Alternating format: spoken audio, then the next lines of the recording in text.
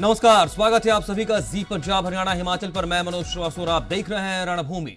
हरियाणा में जहां एक तरफ कृषि कानून पर सियासी संग्राम हो रहा है, वहीं बड़ौदा उपचुनाव पर भी सबकी नजर टिक गई है, क्योंकि कांग्रेस ने किसानों के हक में पहले ट्रैक्टर रैली का आगाज किया और हमदर्द होने का किसानों का दावा किया, लेकिन उसके बाद बीजेपी ने भी ट्रैक्टर रैली कर किसानों का हितैषी होने का दावा किया है। और इस सियासी रेस में इस बात से बिल्कुल इनकार नहीं कर सकते हैं कि बीजेपी, कांग्रेस समेत सभी सियासी दल किसानों के साथ होने का दावा कर बड़ौदा के रण में अपने लिए वोट बैंक की जुगत में भी जुटे हैं। और ऐसे में सवाल उठेगा कि क्या किसानों के नाम पर जारी ट्रैक्टर रैली सिर्फ बड़ौदा उपचुनाव में लीड लेने की रेस है, या सच में सियासतदान किसानों का कुछ भला चाहते भी हैं। रणभूमि में इस मुद्दे पर आज हम चर्चा करेंगे।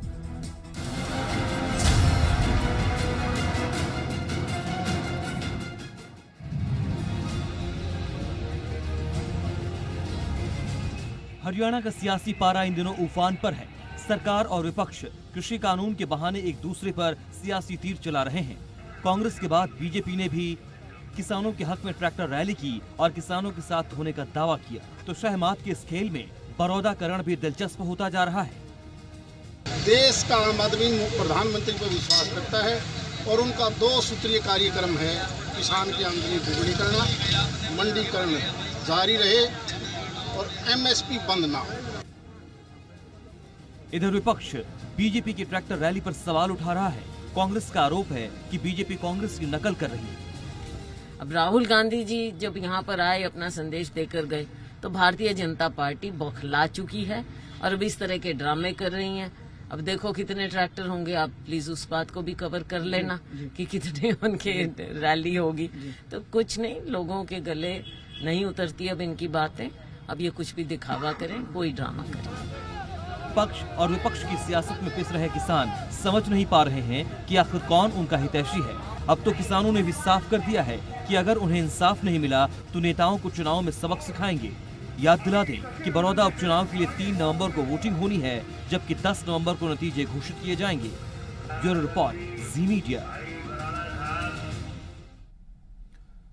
तो नजर बड़ौदा उपचुनाव पर भी है, और जहां कांग्रेस के लिए चुनौती की स्थिति है अपनी सीट को बजाय रखने की, वहीं बीजेपी के लिए सीट को हासिल करना भी एक बड़ी स्थिति है, चुनौती है, क्योंकि बीजेपी सरकार और इसके अलावा लगातार इस बात की कोशिश चल रही है, तमाम पार्टियां इस बात की जुगत में जुटी हुई हैं कि कैसे ऐसे उम्मीदवार का चुनाव कर लिया जाए जो जिताऊ हो, और जो सीट कांग्रेस के लिए रही है उसको हासिल करना चाहेगी कांग्रेस, तो बीजेपी उसे अपने पाले में लाने की लगातार कोशिश कर रही है। क्योंकि लगातार चाहे वो मोदी वेव की बात रही हो, चाहे विकास की बात रही हो, तमाम स्थितियों और चुनावों के बावजूद भी उस सीट के आसपास किसी तरीके से कोई लीड बीजेपी को नहीं मिली है, और यही कोशिश इस बार भी नजर आती है। हमारे साथ तमाम मेहमान भी जुड़ गए हैं इस मसले पर चर्चा करने के लिए कि वाकई जो ट्रैक्टर के रास्ते हैं वो बड़ौदा की तरफ ही जा रहे हैं, या वाकई किसानों के हित के जरिए बड़ौदा के रण को साधने का भी एक अटेम्प्ट, प्रयास नजर आता है। ये हमारे साथ बीजेपी से विजेंद्र नेहरा जी हैं, बहुत बहुत स्वागत है आपका नेहरा जी। हमारे साथ अमरदीप सिंह जी कांग्रेस से हैं, बहुत स्वागत है आपका बराड़ साहब। इसके अलावा धर्मवीर सिंह कौर जी हमारे साथ हैं, किसान नेता हैं, किसानों का प्रतिनिधित्व आप हमारे साथ डिबेट में करेंगे। बहुत स्वागत आप सभी का। सवाल विजेंद्र जी आपसे है, जो ट्रैक्टर रैली आज निकाली गई है, क्या रिस्पांस मिला आपको? और जो एक ये बात सामने आ रही है कि दरअसल रूट जो है वो बड़ौदा की तरफ है सभी ट्रैक्टर्स का, कितना दम, कितनी सच्चाई इसमें? आपको आवाज आ रही है क्या मेरी? विजेंद्र जी आपको आवाज आ रही है मेरी? आपको मेरी वॉइस आ रही है क्या? जी विजेंद्र जी आपकी आवाज आ रही है। अच्छा। देखिए, मैं आपको बताना चाहूंगा कि जिस तरह से आज गोहना के अंदर हमारे आदरणीय प्रदेश अध्यक्ष श्री ओम प्रकाश धनखड़ जी के नेतृत्व में किसान धन्यवाद रैली का भी आयोजन किया गया है।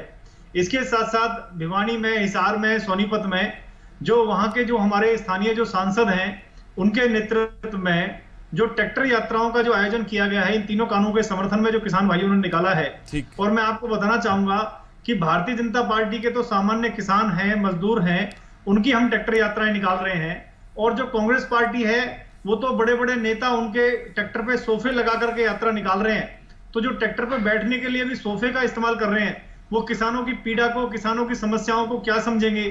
जो बिना गन्ने के खेत के अंदर बिना गन्ना लगाए ही गुड़ पैदा करने की बात करते हो, जो 2-2 इंच के आलू पैदा करने की बात करते हो, और जो आलू में से सोना निकालने की बात करते हो, ऐसे व्यक्ति किसानों की समस्याओं को क्या समझेंगे और क्या जानेंगे और क्या किसानों का भला करेंगे? जी आपने सुना विजेंद्र नेहरा को, और ये दर्शकों के साथ भी शेयर करता चलूं कि कुमारी शैलजा हरियाणा कांग्रेस की प्रदेश अध्यक्ष, उनका ये स्टेटमेंट है कि बीजेपी ने उनकी रैली की, ट्रैक्टर रैली की नकल की। कुमारी शैलजा ने कहा, कहां इक्के दुक्के लोग ही तो जुट पाए थे, कहां उस रैली में दम भी नजर आया है। अमरदीप सिंह बराड़, क्या नकल ही है ये? क्योंकि जिस तरीके का आरोप आप पर लगा कि आपने सोफे का इस्तेमाल किया, यहां वो सोफा नजर नहीं आया।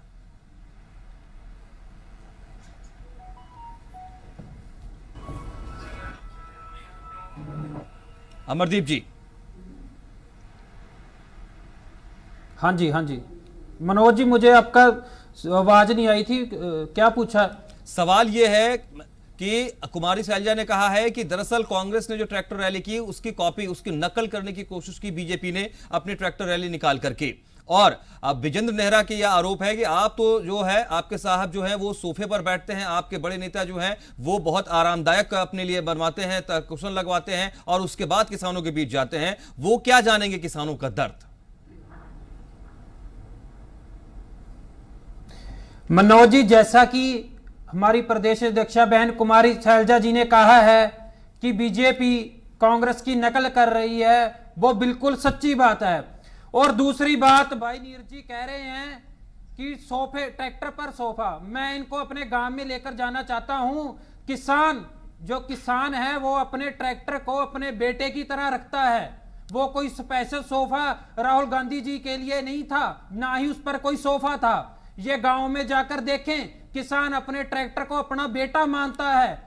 इनके मोदी जी ने तो अपने ट्रैक्टर पर चांदनी बनवाई थी, ताजमहल की तरह उसको बनवाया था। ऐसा नहीं है, कांग्रेस पार्टी किसानों के साथ है और हमेशा साथ रहेगी। जो इन्होंने आज रैली की है, ये कांग्रेस पार्टी की नकल की है। नकल के लिए भी अकल की जरूरत होती है। इनसे नकल भी अच्छी तरह से नहीं हो पाई। इनकी रैली में कौन था? वो रैली फैल रही है। अच्छा चलिए, आप लोगों के अपने आरोप प्रत्यारोप हैं। बात बड़ौदा चुनाव की, बड़ौदा, हाँ आपके पास आता हूं जरा। आप लोगों ने किसानों की जो दो टूक बात हो रही है, धर्मवीर जी, क्या भ्रम दूर हो गया आपका कृषि कानून पर? धर्मवीर जी, क्या जो बड़े बड़े नेता चाहे कांग्रेस से चाहे बीजेपी से आ रहे हैं, क्या आपको उन्होंने लिखित में दे दिया कि हाँ अब से जो है एमएसपी खत्म नहीं होगी, अब से एपीएमसी मार्केट का जो सिस्टम रहा वो नहीं विलय होने जा रहा, खत्म होने जा रहा? मिल गया आपको लिखित में भरोसा? देखिए मनोज जी, ये मैं किसी को भी नहीं बख्शने के में, कांग्रेस को भी और बीजेपी को। जैसे बंदर की ना फल के ऊपर लड़ाई होती है, किसान को इन्होंने एक फल लगा लिया और दो बंदर उसको छीनने के लिए, उसको खाने के लिए आपस में लड़ रहे हैं, आपस में कोलाबाजी खा रहे हैं। ये उनका ट्रैक्टर था, वो सोफा के लिए बोल रहे हैं कि ट्रैक्टर पर राहुल गांधी ने सोफा लगा लिया। अब कोई ये भी तो सोचो कि यहाँ देश में किसान को रेट नहीं मिल रहा, मजदूर को मजदूरी नहीं मिल रही, कर्मचारी को सैलरी नहीं मिल रही, बूढ़े लोगों को और रिटायर कर्मचारियों को पेंशन नहीं मिल रही। हमारे माननीय मोदी जी को 8,500 करोड़ का एक A1 एयरफोर्स का हवाई जहाज आ रहा है। तो ये सब बातें सोफा और हवाई जहाज की से हम लोगों को कोई फर्क नहीं पड़ता। असल बात यह है कि बीजेपी ने एक झूठ बोला है कि ये 3 कानून किसानों की हितैषी हैं। उस एक झूठ को दबाने के लिए इनको हजारों हजार झूठ बोलनी पड़ेंगी। ये दोनों का, कांग्रेस और बीजेपी का एक तरह से चोंचों का मुरबा है। चोंचों को मुरबे में कुछ भी नहीं निकलता, वो खाली हड्डी जैसी होती है चोंच। किसान के लिए न इधर कुछ है न उधर कुछ है। अगर सही तेजी ये दोनों पार्टी किसान की हैं तो कांग्रेस को तो भरपूर विरोध करना चाहिए और बीजेपी को मानना चाहिए कि मैं ना ये मेरी भूल को सुधारूंगी। और जो हमारे माननीय अंबाला के एमएलए साहब ने, गोयल साहब ने जो धरना दिया था, चाहे वो जैसे भी दिया था, जिस टाइप से भी दिया था, उससे शिक्षा लेके और इन कानूनों से थोड़ा पीछे हट जाना चाहिए। अगर इनको इन कानूनों से ज्यादा प्यार है तो एक चौथा कानून ला देना चाहिए किसानों की। ठीक है धर्मवीर जी, आपके पास फिर लौटते हैं। विजेंद्र नेहरा जी, तमाम परिस्थितियों के बीच नई बहस इस बात को लेकर के है कि ये जो ट्रैक्टर्स निकाले जा रहे हैं, रैलियां निकाली जा रही हैं, रास्ता दरअसल मंजिल इसका जो है बड़ौदा है। किसमें गलत क्या है? देखिए, हर राजनीतिक पार्टी चुनाव में जाने से पहले, चुनाव में जाने के समय राजनीतिक गतिविधियां करती है। भारतीय जनता पार्टी तो शुरू से ही अपने जो क्रियाकलाप हैं उनमें लगी हुई है, समाज की सेवा में लगी हुई है। चाहे पीछे आपने देखा हो सेवा सप्ताह के नाम से हमने अभियान चलाया था, उसमें सफाई अभियान से लेके ब्लड डोनेशन कैंप से लेके और वृक्षारोपण से लेकर के सभी तरह के काम भारतीय जनता पार्टी ने आदरणीय प्रदेश अध्यक्ष ओम प्रकाश धनखड़ जी और माननीय मुख्यमंत्री मनोहर लाल जी के नेतृत्व में किए थे। मैं आपको बताना चाहूंगा, देखिए बड़ौदा को भारतीय जनता पार्टी विकास के नाम पर बड़ौदा चुनाव लड़ने जा रही है और जैसे जींद आरोप आप पर यह है कि आपने कभी कोई विकास कराया ही नहीं है, दौड़ कर आगे आकर कांग्रेस के लोग कह रहे हैं। ये मैं आपको बताना चाहूंगा कि जिस तरह से जींद उपचुनाव के अंदर हमने भारी मतों से जीत हासिल की थी, इसी तरह से बड़ौदा में हम जीतेंगे और जो भी विकास और डेवलपमेंट के काम बड़ौदा के अंदर आज हमें दिखाई देते हैं वो भारतीय जनता पार्टी की सरकार ने किए हैं। आप मुझे बताइए, कांग्रेस के प्रवक्ता ने, आप बताइए 3 योजना इन्होंने राज किया बड़ौदा में, कौन से काम किए? अमरदीप सिंह, आप मुझे बताइए, अमरदीप सिंह और विजेंद्र नेहरा को काउंटर पे ले आइए। देखिए कांग्रेस वाले 5 काम बता दें बड़ौदा के अंदर जो इन्होंने किए हैं, और इनेलो वालों ने इतने समय तक राज किया, ये भी 5 काम बता दें जो इन्होंने वहां नॉर्थ इंडिया का सबसे बड़ा मेडिकल कॉलेज कांग्रेस ने बनवाया, महिला विश्वविद्यालय कांग्रेस ने बनवाया, 2 नेशनल हाईवे कांग्रेस ने बनवाए। आप बताइए आपने क्या किया? सबसे पहले तो जींद से दिल्ली रेल जाती, आजादी के बाद कांग्रेस वो लेके आई बड़ौदा में, आपने क्या किया है? आप बताइए। आप टीवी पर बैठ के सब बोल सकते हैं। नॉर्थ इंडिया का सबसे बड़ा मेडिकल कॉलेज कांग्रेस ने बनवाया है। देखिए मैं बता देता हूँ, 271 करोड़ रुपए की जो राशि है वो इस क्षेत्र के लिए माननीय मुख्यमंत्री, देखिए एक एक करके बुलवाइए आप, मैंने आपको सुना, मेरी बात सुनिए। देखिए माननीय मुख्यमंत्री जी ने 271 करोड़ रुपए की जो राशि है वो यहाँ के लिए अनुमोदित, आप सिर्फ पैकेज 2000 3000 जो 11 की धान को यहाँ पे एमएसपी पर खरीदी होती थी, उसकी भी हमने धान की खरीद शुरू की है। इसके साथ साथ हैफेड द्वारा इस क्षेत्र में 12 करोड़ रुपए से अत्याधुनिक चावल मिल की स्थापना की जाएगी। इसके निर्माणाधीन जो दिल्ली अमृतसर एक्सप्रेस वे है इस क्षेत्र से भी गुजरता है, इसलिए सरकार ने निर्णय लिया कि यहाँ पे एक IMT बनाई जाएगी, मॉडल टाउनशिप। यहाँ पर कुल 56 गाँव है, 56 गाँव में पंचायत के सहयोग से जो यहाँ बुटाना गाँव में जनता कॉलेज खोला गया था, अब सीएम साहब ने निर्णय लिया है कि यहाँ पर उसको विश्वविद्यालय में स्थापित किया जाएगा। इसके साथ साथ जिन विकास कार्यों की माननीय मुख्यमंत्री जी ने स्वीकृति दी है, मैं उनकी बताना चाहूंगा बड़ौदा के लिए। देखिए मेडिकल कॉलेज नॉर्थ इंडिया का अब एक कॉमन बात समझिए, आप दोनों के तर्क जो सामने आए हैं उसमें एक बात समझिए, डिफरेंस मेकिंग लाइन समझिए। आप कह रहे हैं कि इतना इतना हमने ग्रांट किया है, इतना इतना हमने मंजूर किया, ये कह रहे हैं बराड़ साहब कह रहे हैं कि हमने ये कर दिया है, ठीक। अब स्थिति ये भी है कि बीजेपी के लिए एक चैलेंजिंग सिचुएशन ये है कि वो इस सीट को निकालना चाह रही है। सरकार में रहने के बावजूद इस सीट के आसपास जो है आपने कई चुनाव जो गुजरे हैं उसमें आप कुछ हासिल नहीं कर पाए, और कांग्रेस के लिए तो खैर स्थिति यही है कि आप कैसे अपनी सीट को रिटेन कर पाए। सवाल यह है कि क्या किसानों के नाम पर जो सियासत हो रही है उसके जरिए केवल हो जाएगा ये सब, या विकास के पैमाने पर आप कितना खरा उतरे हैं, या आपके अगले जो दावे हैं उसमें कितना दम है, उसको भी पैमाना बनाना पड़ेगा। धर्मवीर जी, क्या आपको लगता है कि बड़ौदा उपचुनाव को लेकर के किसान भी अपनी तैयारी में हैं? क्योंकि आप लोग ये अक्सर कहते रहे हैं कि अगर हमारी कानून की मांग को लेकर के, हमारे MSP की मांग को लेकर के, APMC की मांग को लेकर के बात स्पष्ट नहीं हुई, लिखित नहीं आश्वासन, तो हम इसका चुनाव में परिणाम भुगतने के लिए विवश कर देंगे। क्या तैयारी आपकी है और क्या आप बड़ौदा उपचुनाव को भी महत्वपूर्ण मानते हैं? देखिए मनोज जी, ये बीजेपी के वाले ही लोग बोलते हैं कि हरियाणा के किसान जागरूक हो गया, वास्तव में जागरूक हो गया। क्यों? हमारा सिरसा में भी अभी धरना चल रहा है, पूरे हरियाणा में इन तीनों काले कानूनों के विरोध में धरने चल रहे हैं। एक दूसरी लड़ाई काले कानून के बाद में मंडियों की लड़ाई चल रही है, कहीं भी MSP का दाम नहीं मिल रहा है। इतना बुरा हालत किया उन लोगों ने कि ऑनलाइन का झमेला, पोर्टल का झमेला, गेट पास का झमेला, फिर गिरदावरी की नकल लाने का झमेला। पटवारी से गिरदावरी की नकल लाएंगे तब वो हमारी फसल बिकेगी, और पटवारियों को प्रशासन ने निर्देश दे दिया कि किसानों को गिरदावरी की नकल नहीं देनी है, तो उसकी फसल बिकेगी कहाँ? वो MSP रखो अपने पास, अपने सिर पर रख के MSP को नाचो बीजेपी वाले। जब हमारा पटवारी गिरदावरी की नकल किसान को नहीं देगा तो वो मंडी में उसकी फसल ही नहीं बिकेगी। ये सारी बकवास से हैं। मैंने तो 100 स्मार्ट सिटी बुलेट ट्रेन पर, मोदी जी ने बुलेट ट्रेन चलाई थी, उस ट्रेन में बैठ के और 100 स्मार्ट सिटियों की सैर भी कर ली। और मेरा देश में ना निजीकरण हुआ ही नहीं। जो नेहरू ने ना रूस की सहायता से फंडामेंटल स्ट्रक्चर बनाया था जैसे तैसे, उसको ना बेच बेच के ये लोग ना माला माल हो रहे हैं। अरे कोरोना के नाम से $76 अरब इस हड़प लिया। अभी कोरोना में बीजेपी सरकार ने मजदूर की, किसान की, किसी की कोई हेल्प नहीं करी। पूरे समाज ने खुद मिलके लोगों की सहायता की है। इन्होंने तो ना पैदल चलने के लिए मजदूरों को मजबूर कर दिया। किसानों की ना सब्जियां नष्ट होगी, उस टाइम में सब्जियां नहीं बिकी, बाजार में कोई सामान नहीं बेच नहीं पाया, किसान अपनी फसल नहीं बेच नहीं पाया। इतना बुरा हाल इस सरकार ने किया है कि इसने तो कांग्रेस को बहुत ही भला कला दिया। अमरदीप सिंह बराड़ जी, बड़ौदा के रण में क्या आपको लगता है कि ये जो इस वक्त हालात हैं आपके लिए फेवरेट हो सकते हैं, या बीजेपी के विजेंद्र नेहरा जो दावा कर रहे हैं वो आप पर भारी पड़ सकते हैं?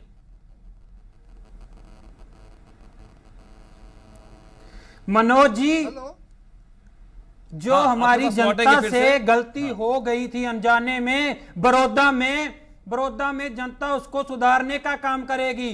जो बीजेपी ने विकास को रोन दिया है हरियाणा में, कांग्रेस पार्टी उसी ट्रैक्टर से उस विकास को आगे लेकर जाएगी।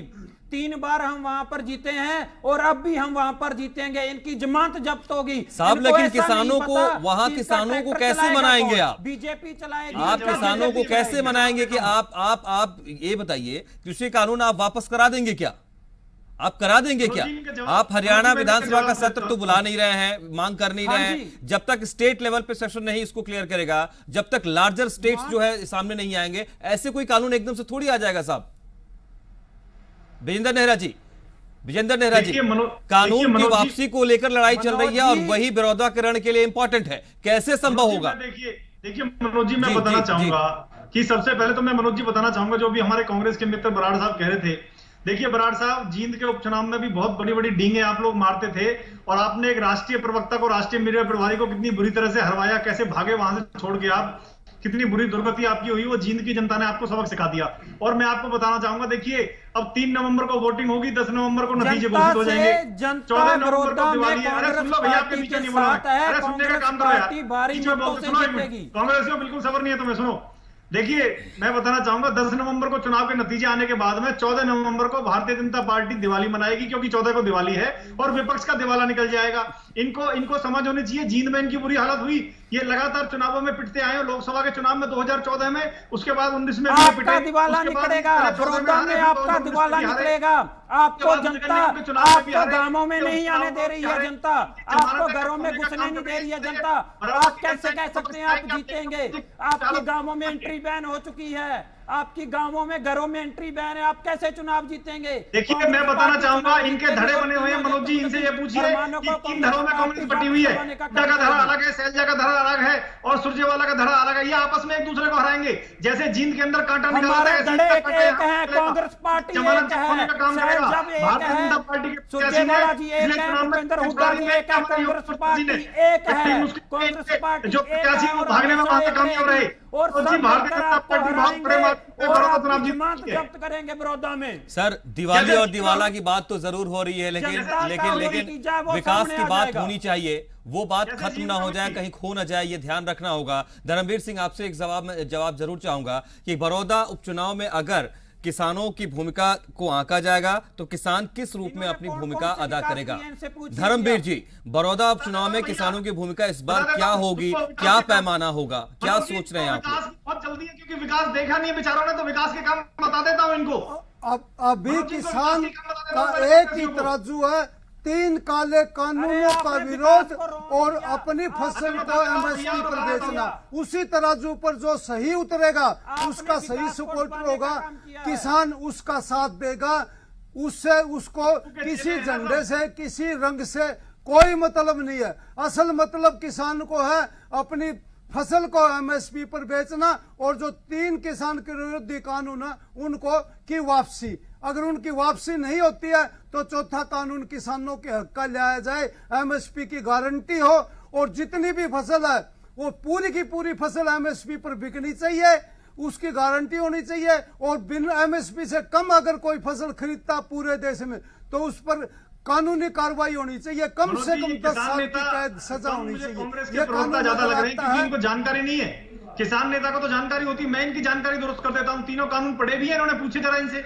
इनको ये समझ होनी चाहिए कि अगर किसान को एमएसपी तक, अरे सुन लीजिए भैया, अगर मनोज जी देखिए, झूठ बोलने के मनोज जी मनोज जी इनको चुप करिए, मैं बात इनको बताता हूँ, समझाता हूँ कानूनों के बारे में। क्या कानून है देखिए, अगर एमएसपी तक अपनी फसल को किसान नेताजी धर्मवीर जी, अगर एमएसपी तक ही आपको अपनी फसल को बेचना है तो उसके लिए मंडी है। आप अपने कानून पढ़ते अरे सुन लीजिए भैया, आपके बीच में नहीं बोला मैं। आप कैसे किसान नेता कानून पढ़े नहीं? अरे विजेंद्र साहब, आपको मालूम नहीं है, आपने खेती नहीं करी होगी। हाँ, मैंने खेती करी, मेरी फसल एमएसपी पर फसल कहाँ बिक्री है? आपने कहीं 25 क्विंटल की लिमिट लगा देते, किसान पर 8 एकड़, 1 एकड़ में 8 क्विंटल खरीद देंगे। अगर 15 क्विंटल होगी तो 7 क्विंटल कहाँ जाएगी? आप क्यों लिमिट को लगाते हो? जितनी फसल जो एमएसपी से ज्यादा पर अपनी फसल को मंडी से बाहर देखना चाहते हैं, जो आप दोनों आमने सामने हैं, आप ज्यादा घोषणा कर रहे देखना चाहते हैं। आप कभी ट्रैक्टर लेने का घोषणा कर रहे हैं, कभी आप एमएसपी की फसल खरीद का घोषणा कर रहे हैं। आप फसल खरीदना नहीं चाहते, आपने भट्ठों से ट्रैक्टर लिया है, आपने एजेंसियों से ट्रैक्टर लिया है, आपने सरपंचों के ऊपर प्रेशर देके ट्रैक्टर मंगवा लिए रेडियो में। किसी भी राज्य में अपनी फसल को बेच सकता है, और अगर एमएसपी से ज्यादा उसको मिलता है तो आपको मंडी से बाहर भी अपनी फसल को बेच सकता है। मंडी के अंदर जो पुरानी व्यवस्था थी मनोज जी, आज भी वो जारी है। अगर उसको ज्यादा रेट मिलते तो मंडी से बाहर बेचे, नहीं तो मंडी में बेचे। इसमें क्या दिक्कत है? ये तो सरकार ने किसान विकल्प दिए। ये तीनों किसान जो कानून है किसानों के हित में है, और आज इसीलिए पूरा हरियाणा खड़ा होकर के आदरणीय ओम प्रकाश धनखड़ जी, आदरणीय मुख्यमंत्री मनोहर लाल जी के नेतृत्व में इनका धन्यवाद कर रहा हूं, प्रधानमंत्री जी का। और किसानों के लिए बहुत हितकारी कानून है। मैं स्वयं भी एक छोटा सा किसान हूं, मेरा सागर गांव है। महत्वपूर्ण ये है कि अगर वाकई इस पर भ्रम है तो वो दूर हो जाए और किसान उससे संतुष्ट हो जाए। अगर वाकई कोई आशंका की स्थिति नहीं है तो बीजेपी उस चीज को लोगों तक, किसानों तक संप्रेषित कर पाने में सफल हो जाए। अगर वाकई कोई सवाल नहीं खड़ा करने की स्थिति है तो कांग्रेस भी उस सवाल करने की स्थिति में ना हो, ये आप स्थिति बना पाए, आदर्श स्थिति ला पाए, ये सबके लिए एक चुनौतीपूर्ण स्थिति बनी हुई है। आप सभी का बहुत बहुत शुक्रिया हमारे साथ इस डिबेट में शामिल होने के लिए।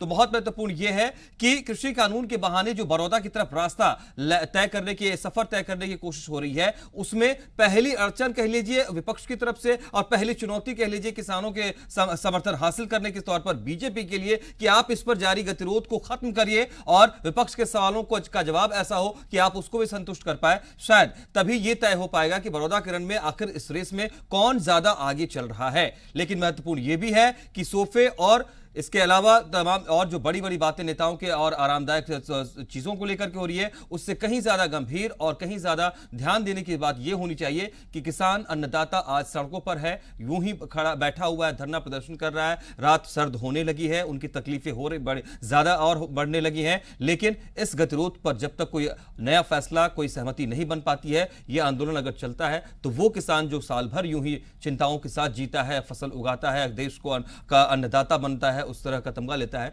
वो हालत और खराब ना हो जाए, इससे पहले यह ख्याल करना भी जरूरी है। बहुत शुक्रिया आप सभी दर्शकों का भी हमारे साथ जुड़ने के लिए इस डिबेट में। नमस्कार।